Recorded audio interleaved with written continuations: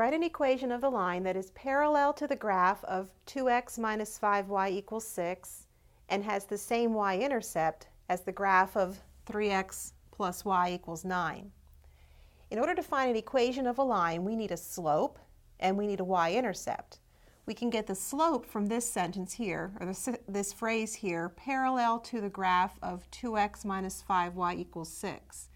If we know the slope of this line, then we also know the slope of the line we're looking for since it's parallel to this graph.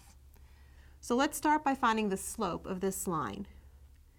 We have 2x minus 5y equals 6, and we want to solve for y, so we subtract 2x from both sides. And we have negative 5y equals negative 2x plus 6. And then we divide everything by negative 5. So we divide this by negative 5, and we divide this entire side by negative 5. Negative 5 divided by negative 5 is 1, so we have y equals, and then we can take this and divide this separately. Negative 2x divided by negative 5 would give me positive 2/5 x. 6 divided by 5 would give me 6 divided by negative 5 would give me negative 6/5.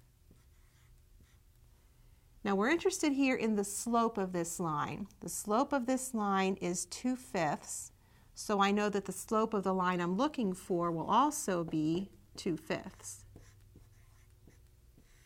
That's the first piece of information I need. The second piece of information I need is the y-intercept. Well, the line we're looking for has the same y-intercept as the graph of 3x plus y equals 9.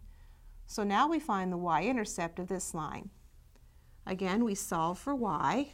We have 3x plus y equals 9. We subtract 3x from both sides, and we have y equals negative 3x plus 9. The 9 here is the b, and that's the same b that we'll use in the equation we want since it has the same y-intercept as this line. So we have b equals 9. Now from these two pieces of information, we have our slope and we have our y-intercept. So we can write the equation of the line that we're looking for. Y equals 2/5 x plus 9.